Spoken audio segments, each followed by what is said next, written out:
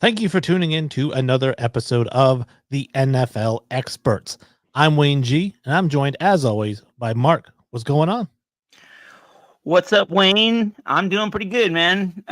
This last weekend was my 40th birthday. So since I'm a sports guy, I went to a Nuggets game. I saw my Broncos get crushed, unfortunately. And then I went to the Avs game, and they won. So I went 2 for 3 on the weekend. So not too bad. And I don't feel 40, and I don't feel like I look 40. So I don't know. That's that. Well, we all stop aging right around 16, 17. And it's funny because you don't think about that when you're a kid. And I'll tell the story, too, because my parents were teenagers when they had me. They were high school kids who got pregnant and, they got married and they had me and they raised me. But so my dad was only 19 years older than me. So when I was 11, my dad was 30. And it was weird to me because he was always a grown-up, right? I was 11. He was my dad. He's a grown-up. I'm a kid. So it was weird seeing him like play video games. He played Legend of Zelda on Nintendo back then. And I'm like, why is dad playing video games? That's a kid's thing. And then when I turned 30, I was still like, I'm still like 15. So I play video games. So how old was your dad when he had you? He was 18 when I was born, but the month after he turned 19. And my mom was 15 when she got pregnant with me. And so she had me the month after she turned 16. Yeah, super young. I said, my mom. I can see that. I don't want to go too far. Yeah, I don't want to go too far down a rabbit hole. But my mom, so she was 16. She dropped out of high school. She was a straight A student in high school, like totally like on target to go to like an Ivy League school. But she got pregnant, so she dropped out of school because she's like, I'm gonna be a mom first. And then later got her GED, went to college, was valedictorian of her college and president of the Dean's List in the National Honor Society. And later went on to become like a director of nurses at a nursing home. So very successful. I'm super, super like proud of everything that she achieved. Because I think a lot of teenagers, when that happens to them, they just kind of become welfare people. Right. Very true. All right. So hey, a little glimpse into my life. And Me too. So we do have some football to talk about today. And before we dive into that, let's make sure people are following us on our socials. And it's a very easy thing to remember. NFL Expert Pod. Yes, at NFL Experts Pod.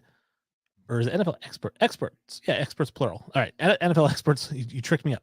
NFL Experts Pod on all the social medias, and NFL Experts Pod at Gmail. If you want to email us, we do have a fan question that was emailed into us, and we're going to get to that towards the end of the show here, but we're going to read off the fan's name, thank them for the question, and we are going to answer the question as best we can. Now, first topic of the day is, we kind of talked about this a little last week, but Brandon Staley is fired. And I said we talked about it last week because last week it looked like he was going to be fired at some point. And then he goes and he loses 63-21 against the Raiders on Thursday. And they're like, that's it. You're done. You're fired. What I thought was funny is that after the firing, or even before, I think it was before the firing, he was asked in a press conference, why do you think you should stay the head coach? And he said, because of everything I've done here. All right, dude, you're 24-24. All right. Your defense has finished 23rd, 20th, and 29th every year.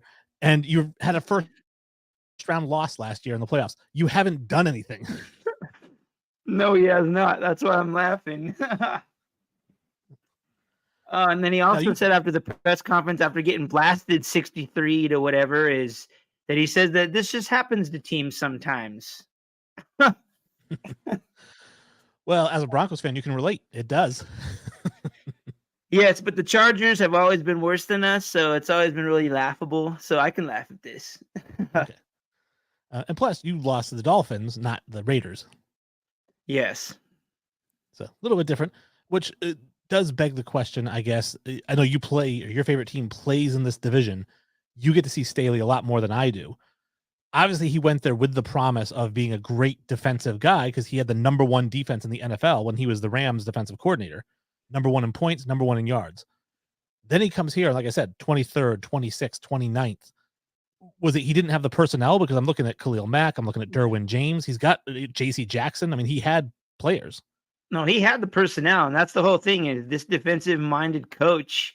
It's supposed to when a new coach comes in, whatever his specialty is, he's supposed to step that up from the previous regime, right? So, in our case, we needed somebody really offensively, so we got Sean Payton, and so he's been working out. Like for them, they got a defensive guy. So you think that the defense right away would be good, but it hasn't been good the whole time he's been there. So how is he this defensive-minded genius? I don't understand. Like I told you last week, I think it's because they didn't want to pay anybody and they were willing to pay this guy. Yeah, I really don't know. I don't know if it's that they're cheap. Obviously, they're going to have a coaching search. So let's follow that up. All right. They have an interim coach now who I think was their linebackers coach. And I've never understood. This is why I don't agree with firing a coach with 3-4 games left in the season. Let them finish the year unless you feel like his replacement is on that staff. Like if you hey, this guy's got an offensive coordinator that's really good. We want to make him the head coach. So we'll give him the interim title for 4 games and see how he does. Then I get it. But I have a hard time believing that they want anyone from his staff to be the permanent head coach. So wouldn't it have made sense just let him finish the season?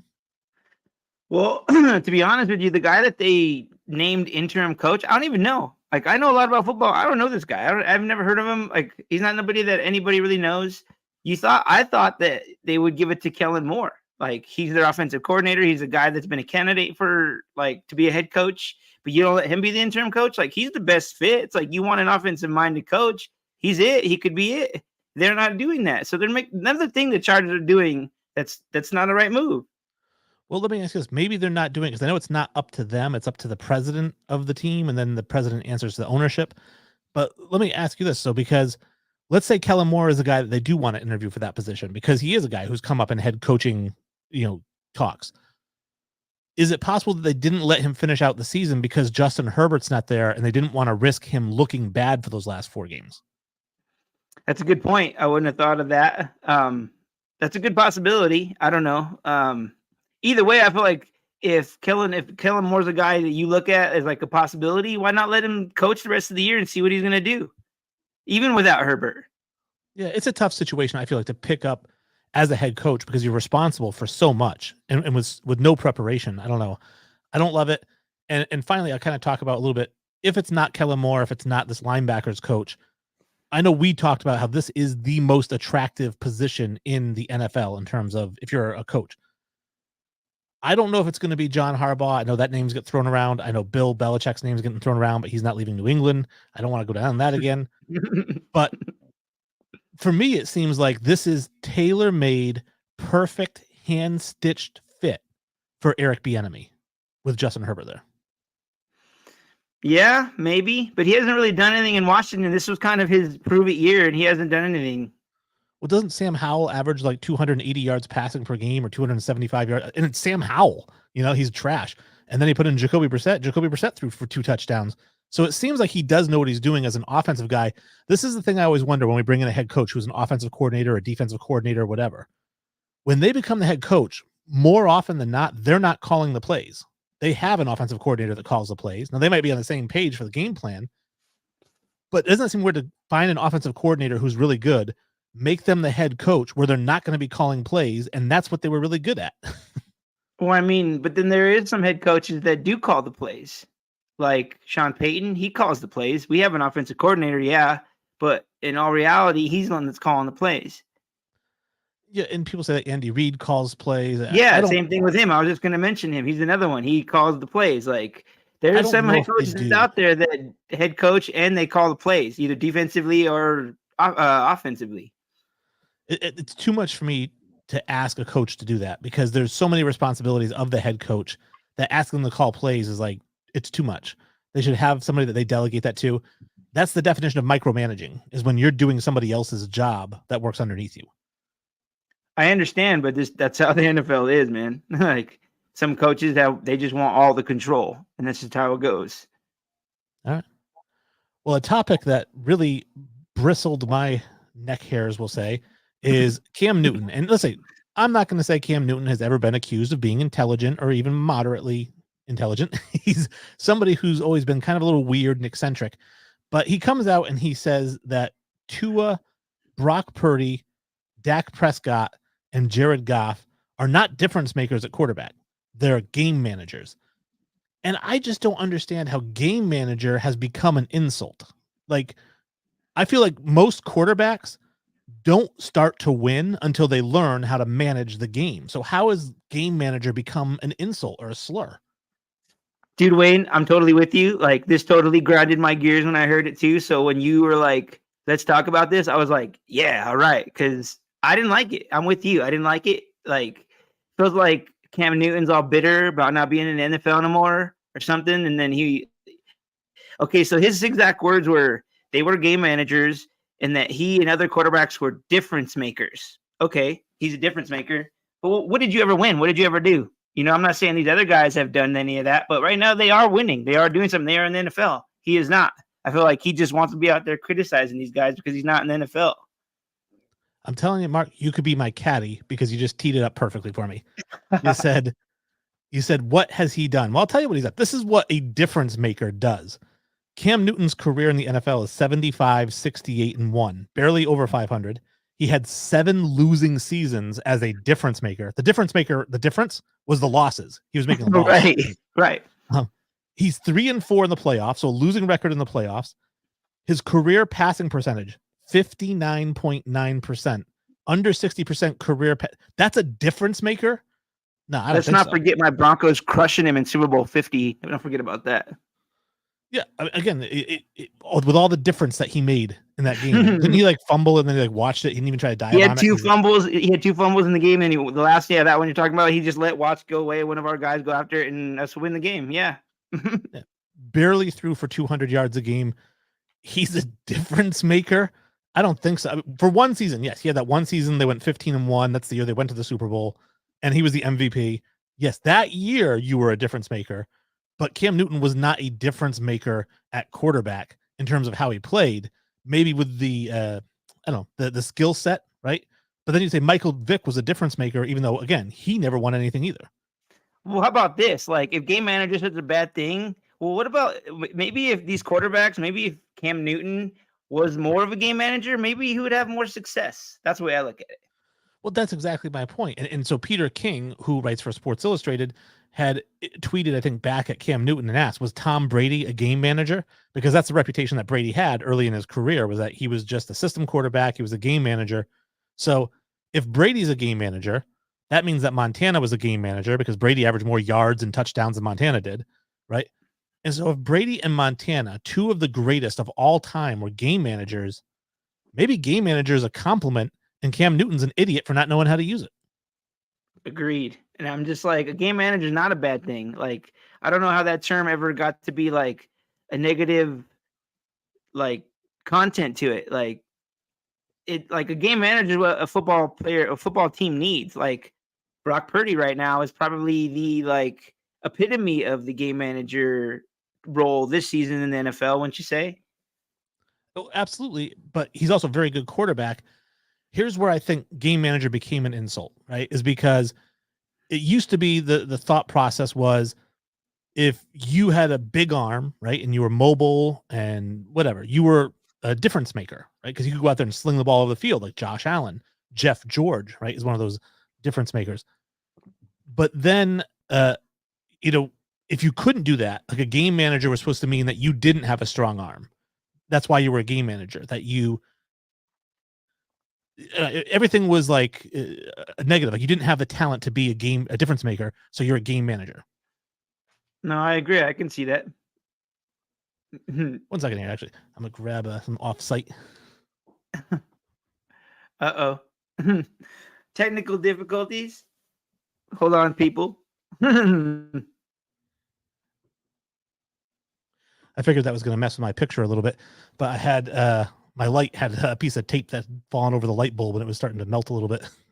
Oh, good. You don't want to start a fire. Good job. No. Although it wouldn't be me that started it, according to Billy Joel. All right. So right. I think we've spoken enough on the Cam Newton situation. So let's jump into our next topic. This is a football game that happened this weekend. The Buffalo Bills beat, speaking of difference makers, Josh Allen, huge arm, mobile quarterback, versus one of those game managers, Dak Prescott, right? But let's say like Josh Allen was pretty much kind of like a game manager in this game. He only threw the ball like 17 times. Like they ran the ball down Cowboys' throat. You know? Well, and that's my point, kind of going back to our previous conversation, is that the difference maker slings the ball all over and has no care for game managing, has no care for running plays that are smart, that get positive yardage. Like, why throw it for a 7-yard gain and be 2nd and 3 when I can throw it for 43 yards and possibly turn it over? You know, and that was Josh Allen early in his career because that's what he did in college. But he's learned how to manage the game, and that's made him a better quarterback because he still has the elite arm and he still has the mobility. He just doesn't throw it around willy-nilly. He's smart about it. Yep. Now I think he's starting to get that now. So let me get your take on this, because I had in the supercomputer rankings, which, spoiler alert, I don't have them this week. We'll touch on it when we get to the power rankings. I've had the Dallas Cowboys at number 2/3. I think there were 2 last week. And now here they are. They lose to the Bills. I don't think this is a horrible loss, because I do think the Bills could potentially win the AFC East over the Dolphins. It's still possible. They're a very good team, and everyone expected them to win the AFC East when the season started. So this really isn't a bad loss to me. This isn't like they lost 63-21 to the Raiders. You know, they lost 31-10 to a team that's possibly going to be in the AFC Championship game. And see, like you say that they're like they should be like they're possibly AFC Championship game. They're not even in the seeding for playoffs yet. Like they're the 9 seed right now, which still means they're out on the outside looking in. Literally, like how I always say in my power rankings every week, they are right there right now. Like everybody is pumping them up, saying, granted, they beat some teams, like they beat the Eagles and they beat the Cowboys and the Chiefs.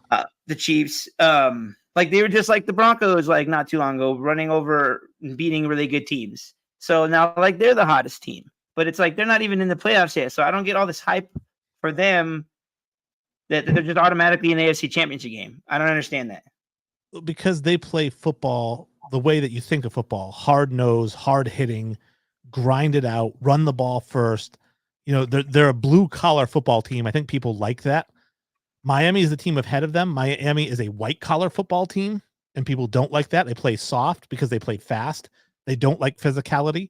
So in a head-to-head matchup, the Bills have an advantage over the Dolphins. And I think that the Dolphins haven't really beaten any good teams all year. They've kind of lost those games. So I think that there's a chance the Dolphins could lose, the Bills keep winning, and the Bills end up winning the AFC East. Just because, again, I think America likes a blue-collar team, and we kind of, turn our noses up at white-collar teams.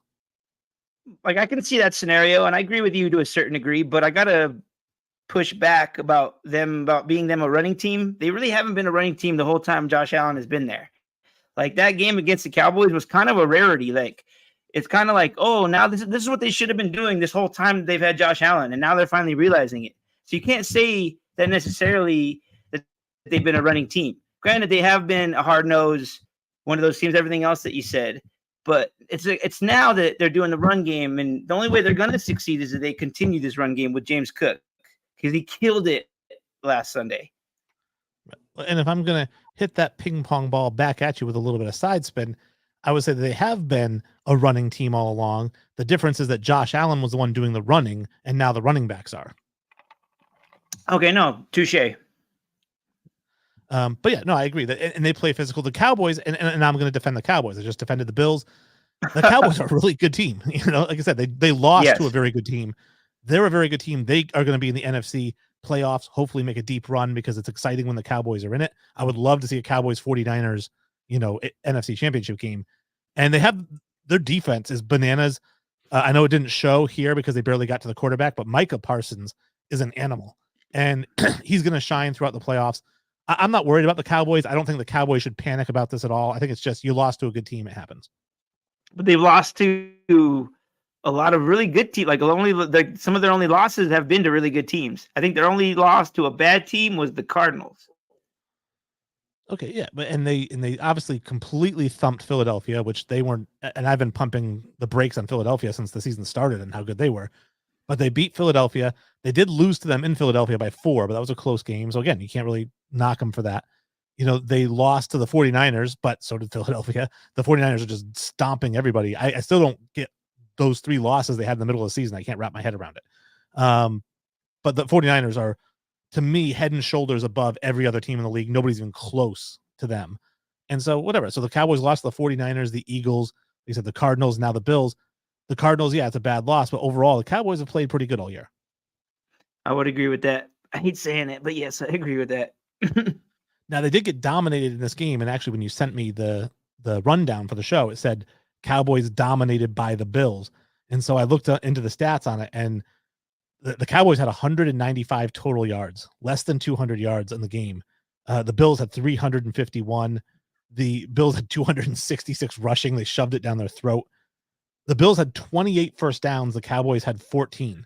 So, yeah, they were dominated. I mean, even though it says 31-10, it felt like 55-10. Yeah, I would agree. I don't know if you watched the game, Wayne, but yeah, it wasn't close by any means during the whole game. Like, the Bills had that game wrapped up after the second quarter, dude. So these are 2 teams that we could see make deep playoff runs. And how crazy would it be to see them make it to the Super Bowl? Because I always think of the Cowboys Bills played each other in the Super Bowl as back-to-back Super Bowls. I think it was 52-13 or something like that. The first one, that was an absolute slaughter. I still remember Leon Lett fumbling the ball at the goal line. Mm-hmm. And then the second year was 30-13. They beat them. So it was back-to-back Super Bowls for the Cowboys. That could also be why they beat them pretty badly, because of all that history, man. Some of the guys on the team that weren't even born when that happened, though. Yeah, but it's still a franchise thing that, they someone taught them, I don't know. I mean, you go to college, you're not even thinking about it. You never saw it. Then you're drafted by the franchise, and all of a sudden you're a team historian. I don't know. Just saying. All right. Well, let's talk about another game. This one you sent to me. I have Joe Flacco listed. I have it at the top of my card here. Is Browns 2017 over the Bears. I mean, it's the Bears. All right. The Bears are 5-9. They're playing bad. Doesn't matter how good Justin Fields plays, they're going to lose, and he didn't play good in this game. But Joe Flacco, he had 374 yards, but let's not sleep on the real stat here, which is 2 touchdowns to 3 interceptions. He was just Joe Flacco doing Joe Flacco things and happened to just accidentally beat a worse team. I'm really glad that you teed this one up for me, Wayne. So thank you, because I hate all this hype for Joe Flacco. I'm sorry, but this guy is not good. Like, the only credit I will give the Browns is that they got a man in the room because they didn't have a quarterback. Their quarterbacks got hurt. So they actually were like, hey, who's a legitimate, okay, legitimate is probably not the right word, but a veteran quarterback that could help us, because we have a really good roster. So they did the smart thing by bringing him in, because he knows all the defenses. He's seen everything. He's been in the league a long time. So, and with their roster, look what he's doing. He's gonna beat the bad teams like he did beat the Bears. Whatever. I'm kind of curious to see how he does against the rest of the season, and if possibly they get in the playoffs. Well, he is kind of a weird mixture to me, because he's not quite a game manager. He does have a big arm, and he makes a lot of stupid throws, hence the 3 interceptions. But that's been his whole career. That's how he's played the game. Again, go out there and sling it. So he's one of those quote unquote difference makers. But this is a team. I mean, that defense only allowed 236 points. They made 236 points at yards. They forced the Bears to punt 10 times. All he has to do is manage the game for them. And the Browns could make a crazy run as well, which has been forever since they have. But here's the thing, like I said, Joe Flacco doing Joe Flacco things. As much as everyone's extremely excited about Dr. Gray Bush, leading the team right now. I love I'm that. I'm going to say this. When it comes time for the playoffs, Joe Flacco is going to do Joe Flacco things, and he is not only going to not manage that game for them, he's going to cost the Browns when it comes to the playoffs. I think so. And you know what? When I listen to Pro Football Talk all the time, Mike Flacco had a good point about, what if they play the Ravens, which are the old Browns, playing the new Browns, and Flacco coming from the Ravens? It's real funny, interesting, It is funny, interesting, and I don't know if we talked about it on the show. I know we've talked about it off the air. The idea of the Browns and the Ravens, kind of the Ravens being the old Browns, like you said. And I always say, what happens now when we have these conversations? Like, who's the best Ravens running back of all time, and people say like Jamal Lewis, right? I'm like, what about Jim Brown? Like, well, he played for the Browns. I'm like, they are the Browns. They were the He didn't Browns, play. yes. He So didn't play for yes, the you were Stu Browns. correct. People forget this, man. People forget. People just assume that the Browns that are now were like that same old Browns. No, that Browns team is the Ravens now. Right. Well, so here's the nuance to it: is that when Baltimore left, I think that Cleveland negotiated that all of the Browns records, banners, everything belonged to the city of Cleveland, probably knowing that they were going to get the Browns back at some point, and they wanted all those records to be Browns records, not Ravens records. So I kind of get that. It's still a new team, so whatever. But I said the really confusing one is the Hornets, because you had the Charlotte Hornets who moved to New Orleans, became the New Orleans Pelicans, the Charlotte Bobcats who became the Charlotte Hornets. So it's like, who's the Hornets' best player? Chris Paul? Well, no, he played for the Pelicans, but he played for the Charlotte Hornets. Well, yes, I don't know. Yes, it's all very confusing, but I figured I'd throw that in. It's the old Ravens. The team that he's on is the Browns, so it's just really interesting. So it'd be really funny if they played each other in playoffs. Yeah, I'd be fine with that. Again, I'm not sure how many historians are on that Ravens team. I can assure you that nobody. Well, I don't want to assure you. I mean, there's probably some players on the team who were there when he was there, but I don't know, because he wasn't not there that long ago. No. All right, well, Lamar was there. Lamar played with the Flacco? Yeah, 1 year. Remember they basically benched Flacco for Lamar. Why wouldn't you? Hey, Lamar's a legit difference maker. I mean, this is a guy who manages the game well, and he's got all the tools. Oh, we're going to talk about him later. Yeah, we're definitely going to talk about him, and you're forcing me to go against him, but we'll cross that bridge. So, the next game here, we have the Seahawks and the Eagles. And surprise, surprise, the Eagles lose another one because they weren't that good to begin with. And I've been saying it all season long. They are not as good as their record, and they lose 20-17, not to the Chiefs, not to the Bills, not to the Cowboys or the 49ers, but to the Seahawks, a down-and-out Seahawks team who has no chance of making the playoffs. I don't know. Is this the Seahawks just playing well, or is it the Eagles being the Eagles?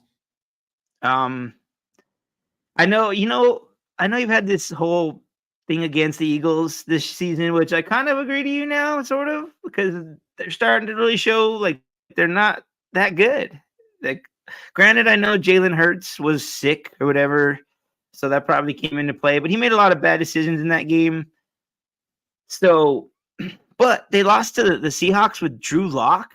Like, I know Drew Lock, he was here, and he played really bad, but maybe now he's like starting to learn some stuff. And I really thought that after that game, that Broncos country was going to be like, oh my God, everybody that was like a Drew Lock fan was going to come out of the woodwork. But I didn't see any of it really on X or Twitter. So I was really surprised with that. But yeah, so they did, like, I don't know, the Seahawks, you're right, probably on the outside looking in the NFC, probably not going to make the playoffs. So yeah, they lost to a team that probably isn't going to make the playoffs. Yeah, just like when they lost to the Jets, and they aren't. I mean, this is a team where we talk about Jalen Hurts getting outplayed by Drew Lock. Jalen Hurts had 143 yards passing. He had no touchdowns and 2 interceptions. This has been his MO all season, was to go out there, have a low completion percentage, throw more picks than he throws touchdowns. The Eagles' MO is turning the ball over more than they get turnovers, despite having an elite defense, supposedly. So, to me, this is just exposing them for what they are. They're still going to make the playoffs, whether it's as the NFC East champion or as the wild card. They're going to make the playoffs, but I think they're going to be a one-and-done team, because when you get to the playoffs, everyone there is a playoff team, and I don't think that they're capable of beating a playoff team. Well, I guess we'll see. I'm glad that you were talking about MOs, because remember when Jalen Hurts first came in the league, his MO was that he doesn't have an arm, like he undershoots players. And if you watch that game, he undershot so many players. And it's like, is that tendency going to come back now? Like, his arm like going to go away again? Like, I don't know. Like, maybe he's like we always talk about, the quarterbacks really haven't shown anything yet. Like, he got into the Super Bowl. He had a really good year last year, but they played a lot of really bad teams. This year they're playing good teams. So it's like, what's the real Jalen Hurts? I don't know. Well, we do have Jim Powell chimes in. Thank you, Jim, for the comment. He says, I feel like they are no different than the Chiefs. Show up and give us the game We won't try too hard, though. That's exactly. They play down to their competition. So if they're playing the Jets, or the Seahawks, they play down thinking that they can win it, in the end, but they can't. And so I think that's what's going to hurt them when they get to the playoffs and they play a good team that's also has 9 or 10 wins, is that they're going to be shocked. And I agree with you. Jalen Hurts, another guy I hate rooting against, because when he got benched at Alabama, I thought he got a raw deal when they put Tua in over him. And when he went to Oklahoma, I was rooting for him to win the Heisman that year. But I like Jalen Hurts and I love his story and I want him to do well, but he's not doing well. And I'm not picking on him. He's just not playing well. Right. And I would agree with that. He's at this moment in time, he is not playing really well, like opposed to how he was last season. Now, as for that last drive, because you emailed it saying Drew Lock wins in the last drive, 92 yards in a minute and a half. That's pretty impressive. That's what you want out of your quarterback in the 2-minute drill. He did only complete 50% of his passes on the drive, but he completed the ones that mattered, including the 29-yard touchdown pass to Jackson Smith-Njigba. Yep. And he didn't make a lot of mistakes, which he used to do a lot, which I was really surprised. It's limited action. I'm sure he was on a short leash with a limited playbook. Right. I didn't like how they were like, we really don't know who's going to play, even though like he was taking all the pregame snaps. I thought it was really weird and hokey. Okay. Well, I have to get into this topic that we talked about and I was very excited for, which is the MVP race, and it's Lamar Jackson versus Brock Purdy. And I know if Jim's watching, me and him have already talked about this today. Well, let me explain to the people why I posed this question, Wayne. Okay, please. So I brought this to Wayne because I was like, I think because Wayne's been preaching all year that Brock Purdy's the MVP, which I don't agree with. And I was like, after seeing the Ravens play last week, I was like, man, I think there's got to be a debate. Is it Lamar or Brock now? So that's why this question is becoming right now, why we're talking about it. And I don't think that there really is a debate. So I'm going to give you the option, just like, Rabbit and, Papa Doc, right? Do you want to go first on the mic, and state your case for Lamar? Or do you want me to state my case for Brock Purdy? Because that's a really easy case to make. I'd rather you state your case first. Okay, fine. So I'll go ahead. Obviously, both teams are 11-3, so they both have the same record. They haven't played each other head to head. Brock Purdy is at 69.8% completion, which is second in the NFL behind Tua, and Lamar is at 66.3. Very good, but it's not 69. And Brock was at 70.2, I think, before last week. Brock has 3,795 yards passing. Again, that's number 2 behind Tua. And Lamar is at 3,105. So he's got 600 yards on him. And yes, we can take into account the rushing yards, which would give Lamar a total of 3,846 total yards. But Brock Purdy then has 3,933 because he's got 138 yards rushing. The big thing for me, 29 touchdowns, first in the NFL. He has more touchdowns than any quarterback in the NFL passing, and only 7 interceptions. Lamar's got 17-7. You're not going to win the MVP throwing 17 touchdowns. I don't care how many yards you run for. So Brock Purdy is the best player on the best team, and he's the best player in the NFL. So whatever criteria you use for MVP, he's hitting it. Okay, and I respect all that, and I'm not disagreeing with any of that. He is definitely I saw some stat that he's like number 1 in every category, yards per down, like all of them. I forget all the stats. So yes, but like I just want to push back a little. I'm not arguing because I think Brock Purdy is great. I think he's doing really well. I think he gets a lot of flack because he's on a good team. But I'm just going to push back a little bit because I'm in favor of Lamar, and this is why I'm in favor of Lamar.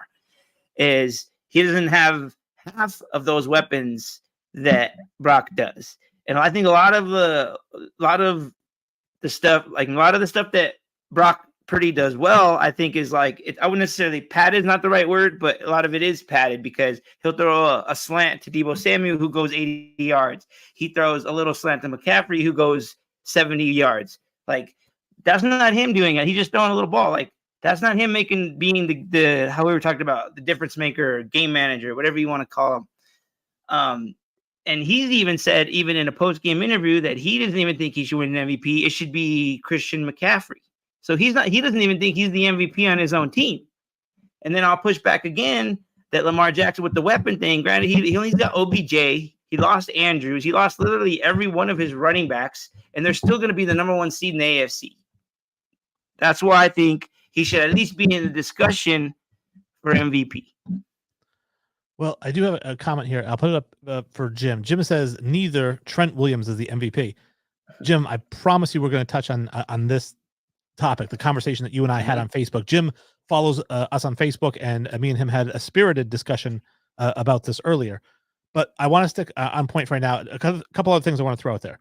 Brock Purdy has 5 games this year where he's thrown for over 300 yards. Lamar Jackson has 6 games where he's thrown for less than 200 yards. I'm talking in the 100s. All right. So it's a totally different ballgame. And I understand they're different types of quarterbacks. And I understand that Lamar is forced to shoulder some of the burden of the running game, and he shouldn't have to. God, would he be good if he had Derrick Henry or somebody there, or Christian McCaffrey, a guy who would take those carries from him. I mean, obviously, Brock Purdy isn't going to run for 750 no matter who the running back is back there. But it's not a knock that he's saying that McCaffrey's the MVP, because McCaffrey probably says that Brock's the MVP. It's just teammates supporting each other. I mean, I would be shocked if McCaffrey's like, yeah, he's right, I am. And so I'm glad you're going to bring up your topic with Jim, because I got to kind of admit with you, Wayne, is that I kind of agree on Jim's side that I feel like the NFL kind of needs to get out of this form of thinking that it has to be a quarterback. Like there has been times when they voted other positions. It's been rare, but like, let's get on the more bandwagon of that. Like, not every time every year it's a quarterback that's the best player in the league. Well, and I agree to an extent, and I'm gonna put Jim's comment back up there. And Jim and I had this conversation because I said to him, I said, I'm not pro quarterback, but I understand why the NFL is pro quarterback, because the reality of the situation is the quarterback has the most job to do of anybody. He has to know the opposing defense, every position on the opposing defense. He has to know what everybody on the offense is doing.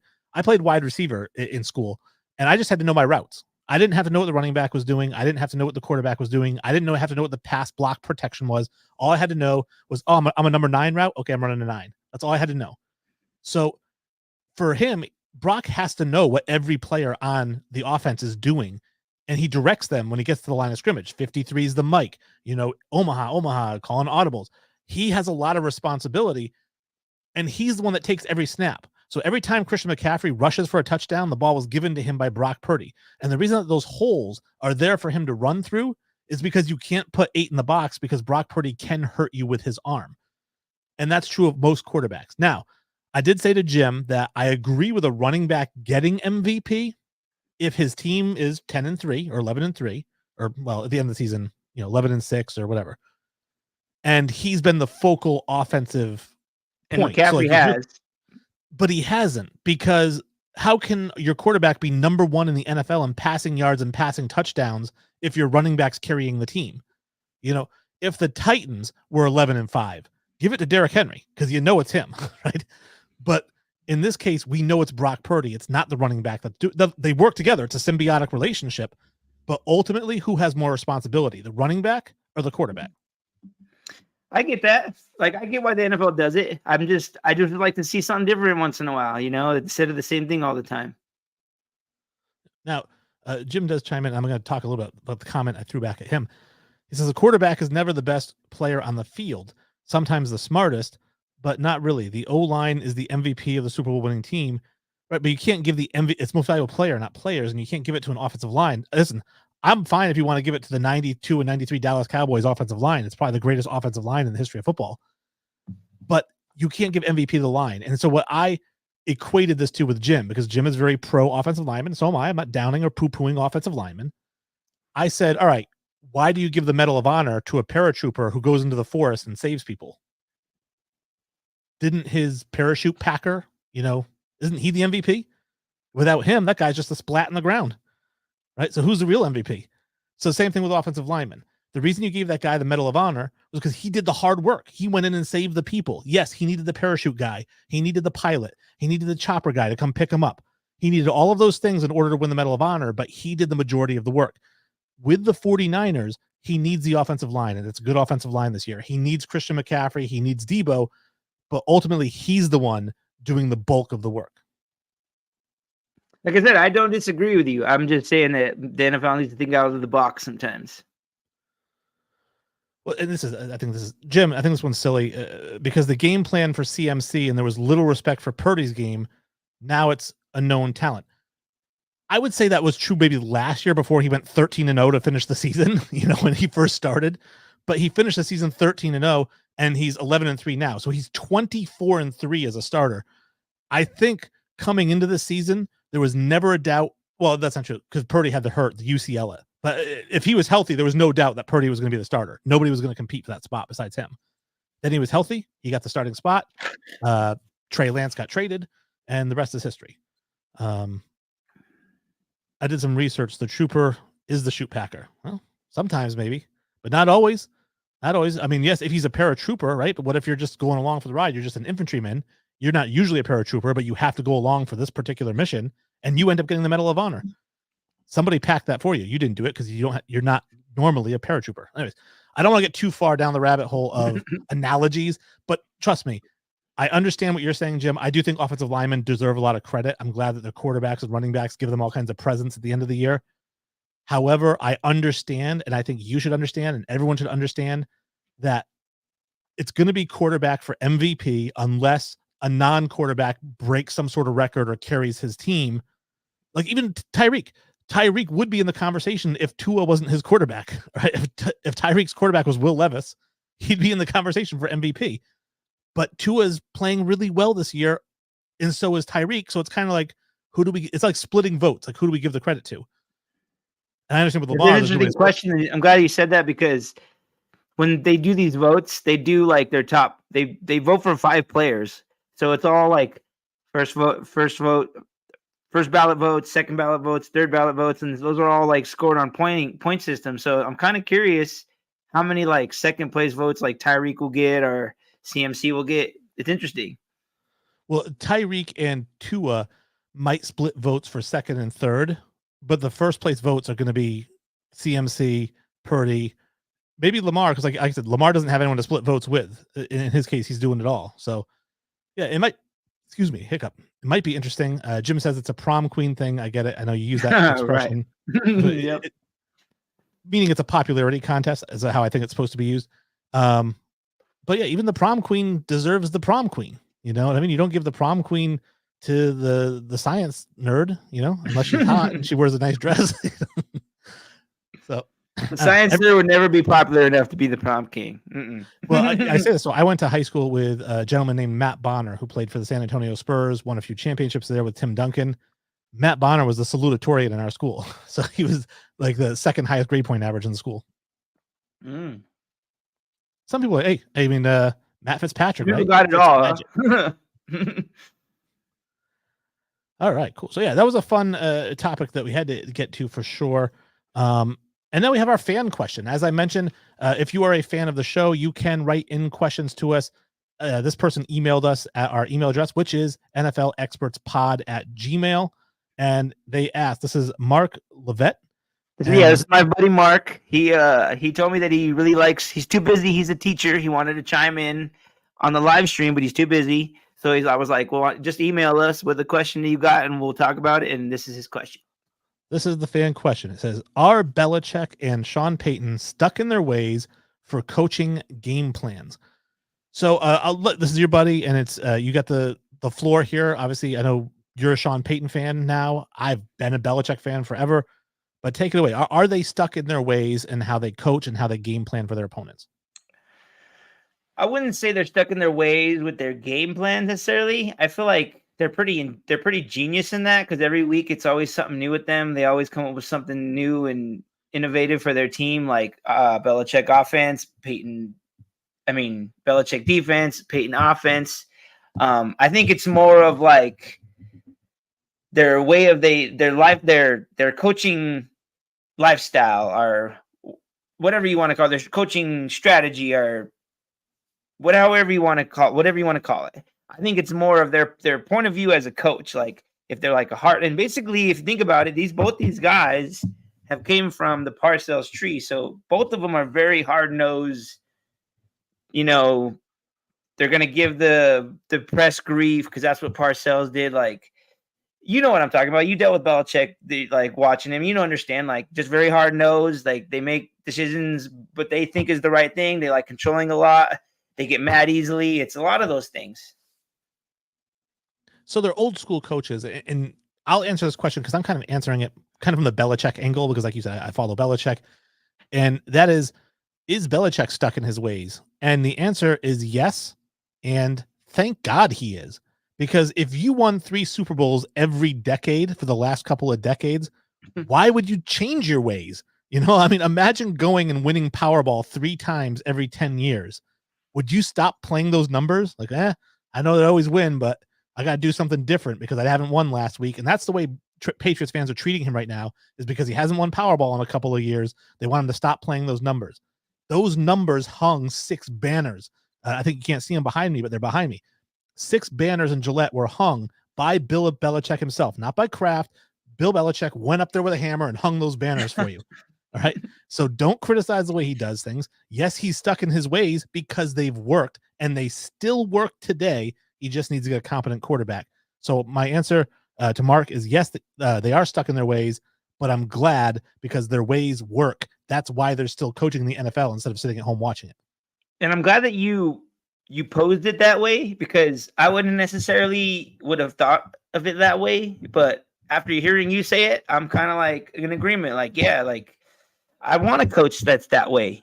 And I think a lot of the reason why Mark brought up this question is because it was all over the news that Sean Payton basically was shown on the sideline yelling at Russell Wilson, and nobody knows what he said. And then in the press conference, he said it was nobody's business and that it wasn't about Russ, and nobody knows what was talked about, whatever. And I just think he was just frustrated in the moment, and everybody's blowing it out of proportion. And it's just how he is. These guys, they just run hot, Well, and it's fun to talk about it in the press, right? This is why we're the experts. They're the press. They can be National Globe Inquirer, and we'll be the experts.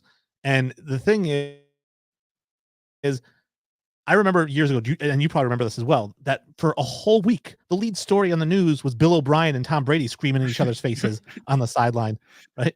And when you watch the Tom Brady documentary, he laughs about it now. He's like, we used to call Bill O'Brien the teapot because he would just start to get wound up and go. And really, it was Tom's fault. I think Tom even admitted it was his fault because Tom had actually thrown a ball behind a receiver or something like that, and it was picked off or whatever. And then on the way back to the sideline, he told the receiver, you have to come back for that. And Bill O'Brien told him, that was your fault, Tom. That was a bad throw. Don't get on him about it. And then they got to the shouting match. And like you said, it just runs hot. After the game, they're hugging their buddies. It's not a big deal. And this is what I think, Wayne, is that nobody really knows what happened, but this is my interpretation of it as watching as a fan's point of view and watching every play that happened. I don't know if you watched the game, but there was bad call after bad call after bad call, penalties. And it was we ran it. We tried to run it in 3 times. Basically, we scored 3 times, but penalties brought him back. And then before that, Russ had to burn a timeout. And I think the reason why Peyton was mad is because during those bad penalties, he wanted to use one of his timeouts for a challenge, but he didn't have confidence in the challenge after already blowing one on whatever, because they didn't get the playing time or whatever it was.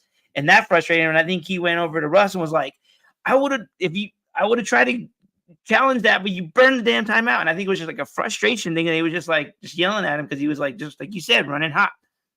Now, did Russ yell back, or was Russ all right?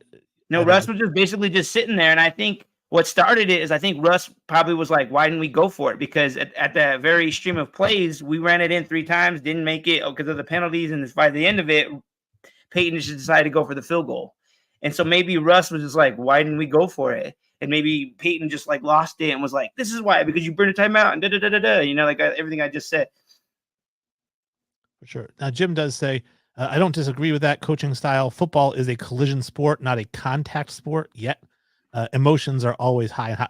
I agree. Even basketball, which is a contact sport and not a collision sport, I mean, emotions run high. I'm a cool customer. Anybody who knows me knows in life, there's nothing you can say to me that'll rile me up. There's nothing you can do. I just don't care. Life's too short to get mad about things. But when you put me on a basketball court, I've had moments where I've wanted to throw an elbow into somebody's throat. When you're playing, you're competitive and things get chippy and pushy, and especially if you're losing, that's when it really gets chippy because you start yelling at your teammates. It's one thing to get mad at the other team, but when you start getting mad at your teammates because you're down 15 or down 20, that's when it gets really ugly. I just didn't like it, Wayne, because like you were saying about the Bill O'Brien thing, the same thing happened here with the Denver media and the national media. Everybody's saying, "Oh, now Russ and Peyton's relationship is competitive," and da da da da da. And watch us come out and spank the Chargers or the Patriots. I mean, and then everybody's gonna not even remember it. Well, we'll see how that goes. I'm looking forward to Zappy. But we do got to talk about some power rankings, and I am going to apologize to the listeners because I did not put together the supercomputer rankings this week. It was just a very busy weekend. Very busy. Decided. Yeah, so I did not get a chance to do that, but Mark did put his power rankings together. It's a little bit easier when you're making them up than when you're trying to input thousands of pages of data into a computer. Hey, there's some thought into it, man. Come on. So let's talk about your top 10 and outside looking in. We've got the 49ers, Ravens. That hasn't changed. Dolphins moved up. Cowboys moved down. Lions, Eagles, Chiefs, Browns, Bills, Texans. And then in the outside looking in, we've got the Bengals, Colts, Jaguars, Rams, Seahawks. And there was a team that was there last week. I don't see them. And they're an orange and blue team. Yeah. I took them out. Because everybody thinks that we're not going to win our next 3 games and we're going to miss the playoffs. I don't think that's going to happen. So I took them out because we lost. We had an embarrassing loss. That's pretty much why I took them out of the outside looking in, is because we had a really bad loss. Okay. Well, here's the other question I had. I wrote down a couple of questions about these. So you've got the Cowboys at 4, the Dolphins at 3. Now you're telling me, and based on your power rankings, that if these two teams played each other today, you're taking the Dolphins over the Cowboys in that matchup. Depends on where they're playing. Neutral site. I would go with the Dolphins. Oh, I don't know. I don't think the Dolphins are physical enough. Again, blue collar versus white collar. Cowboys are a little bit more hard nosed than the tuna fish. Let's see what we got here for Jim. I'm a Raiders fan, but them Bills are now full grown. Better call them Williams. LOL. Bills. Oh, gotcha. Williams, because Bill is a nickname for gotcha. Got it. All right. Took me a second too, Wayne. So I'm glad that it took you too. All right. So that's what we had there. So you're taking the Dolphins, and the other one I had here for you, because again, let's pull up this this graphic. The Bills at 9, the Chiefs at 7. I'm curious if they played each other. I don't know, in the last couple of weeks while the Bills have been hot. Who would win that game? You think? Like now, you're saying? Yeah, I don't know. Like maybe if they played last, like if they played last week, the Bills might, but I'm like, I kind of still go by record. I know people like go by the hot team or whatever. I'm still going by record because the way you make the playoffs is by win and loss. So that's why I go by rankings. It's not the record rankings. Well, your power is by your record. Just saying, as proven by the Eagles when they were 11-0. Yeah, but I don't know. Like I was saying, I go by wins and losses mainly, and I go by the previous week. And so that's why the Lions jumped up, and that's why the Cowboys dropped down. So there is different ups and downs. And I'm fine with the Cowboys dropping a little bit. I'm just saying, I really wish I had done my supercomputer stats, because I can promise you that the Bills might be ahead of the Chiefs for a couple of reasons. Obviously, there's only one loss that separates the two teams.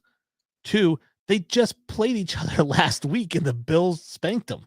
So it's like, that's who would win in that game. We know who would win that game. It's the Bills. So you're saying that you would put Bills where the Chiefs are in my power ranking? Yeah, that sounds good to me. Okay. Like I said, but they're still a game behind them. So that's why they're 9th or whatever it was. And like I said, I know we have different criteria. The supercomputer cuts through all the BS, unfortunately. Next week, we're going to have the supercomputer, and we are going to actually have some real rankings to go off of here. All right, now let's get into the 2-minute warning even though we have 7 minutes left. I'm sure this will take up a little bit of time. I can't remember who went first last time. Do you want to go first? You want me to go first? What do you want? I think you have a little bit more to say. Mine's not going to take as long, so let me go first. Okay. I had a few things I wanted to talk about. I always discuss these with Wayne. We kind of always go back and forth, like, hey, I'm going to go talk about this, or he's going to talk about that. And I kind of went back and forth this week over 2 topics. The one topic is that I'm just going to talk about it. I heard today that the Jets, the New York Jets, are going to activate Aaron Rodgers to the roster, even though they're not going to play him. And so everybody heard my rant previous episodes about this whole ridiculous freaking thing that's going on in New York with Rodgers basically making all the moves. And it's just like another one of those things. It's like Rodgers wants his attention. I'm gonna be on the sideline and I'm gonna help the guys. It's like, you've already been doing that.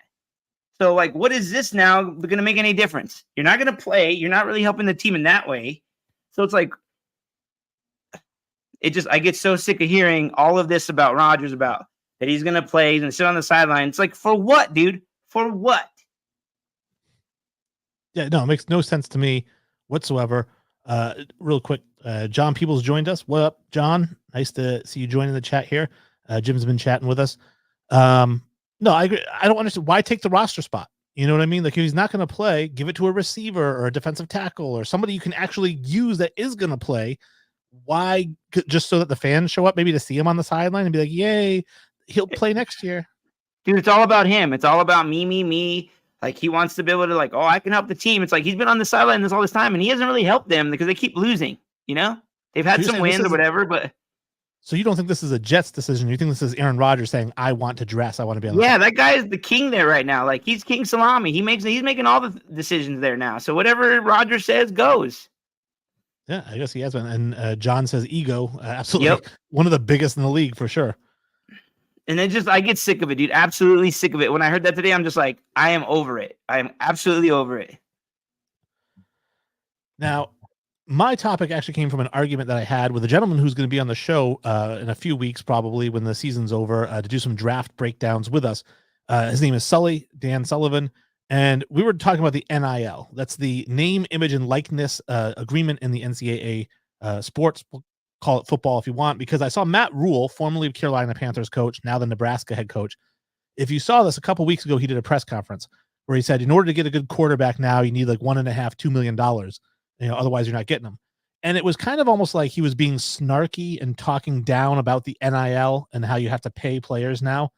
But here we are 2 weeks later, and the number one quarterback in the high school class, Dylan Raiola, decommits from Georgia and goes to Nebraska. And I'm wondering now, was this just a clever move by Matt Rule that if I say I need $1.5–2 million to sign the kid, I can't say that because I'm technically an employee of the school, so I'm not allowed to actually do that. But if I say, well, it costs this now, wink, wink, hint, hint, and then the boosters go out and find $2 million for this kid so that he switches schools. All those corn-loving people out there raised up the money. Let's see here. John says, watch, he will get in there and reactivate that injury. Karma. I don't think he's going to play this year. I really don't think they're going to chance it because they do want him to play next year. And I don't ever wish injury on anyone except for Adrian Peterson, who I wish death on. But other than that, I don't really wish injury on a lot of people. And then he puts politics. I don't know if it's regarding the NIL. So what I wanted to say about the NIL is a lot of people don't understand how it works per se. The colleges aren't allowed to pay the kids anything other than a scholarship. That's all they can give them. They are not allowed to pay them money. The NIL is the kid's ability to go out and sign endorsement deals, which, yes, are with the college boosters who own car dealerships and, furniture stores and whatnot in the area. So there is a little bit of, gray, murky water here. But at the same time, technically, the schools aren't allowed to pay the kids. The kids can get the money. And here's the real kicker. This is where it makes me laugh hysterically. Like they could never prove this. The boosters or the private businesses are not allowed to tell the kids, you have to go to the school to get the money, because that's against the rules. They have to structure a certain way. So what I had said to Sully, because he was saying that Ohio State was going to give $20 million to Marvin Harrison. I said, no, he's not. It's a booster. It's a private business. And I don't think it's going to be that much. But here's what would happen is that private business would then say, we're giving him a deal, $20 million to do TV commercials for us, but we're only airing these within a 50-mile radius. So he has to play within a 50-mile radius. He doesn't have to play for Ohio State. See what I'm saying? So then the wording is, you don't have to play at Ohio State to get this money, but you do have to play within a 50-mile radius. Maybe that's for a pro team, right? So that's how they're going to word it, I think, if they did actually word that contract, so to be compliant with the rules. But I wanted to get that out there because there are people who think that the universities are paying kids, and they're not. And then the funniest part was when Sully said to me, "I think you're wrong." I said, "Well, I know I'm not because I almost never am." So you are an expert, Wayne, and I think it's funny how these coaches are doing that. I'm glad that you brought this up because as soon as you mentioned the stuff about Matt Rule, it reminded me of that time when Nick Saban came out and was like, all these teams are just paying for players. That was kind of his way of nod, wink, wink. Hey, Alabama needs some money. And then I remember Deion Sanders doing kind of the opposite thing. He was like, Colorado's not an ATM, blah, blah, blah. That was his way of saying, Colorado boosters, you better get your bleep together because we need some players. I love that we're talking movies. John Peebles puts in the chat, you guys ever seen Johnny Be Good, Anthony Michael Hall? Hell yeah, I have. Of course. Anthony Michael Hall. I have not. I've seen a lot of old 80s movies, and I know that movie, but I've never actually seen it. Anthony Michael Hall is a star quarterback. He's being recruited by all these colleges, and they're throwing stuff at him to try to get him to go to those colleges. Backup quarterback, Robert Downey Jr. So I thought it was pretty cool. I have to check that one out. Yeah, he does say the movie's about a high school standout in recruiting. Yeah, now, John, I have to tell you, when it comes to high school recruiting movies, my favorite is Blue Chips. When it comes to movies like this, dirty college programs, The Program is the best football movie of all time. I don't even want to hear, get out of here with your Any Given Sunday. It is The Program. I thought Any Given Sunday was kind of terrible, to be honest with you. I thought it was good. Yeah, I must see him. I don't know how funny it was. There were some parts that were all right. Again, it's an 80s movie, so I'm sure when it came out, it was like, yeah, this is fun. But again, now that we've seen Blue Chips in The Program and, other movies like this, it kind of falls a little bit. John, you said I own both. Which two? He's got Any Given Sunday. He said LT was crazy. The funny thing, and I remember watching this because if you own it, John, you probably watched the director's cut as I did as well, or the making of, because I love that kind of stuff. LT was getting frustrated because, in Any Given Sunday, they try to make those hits look really real, on the football field. And they hired actual football players to come in and play the positions.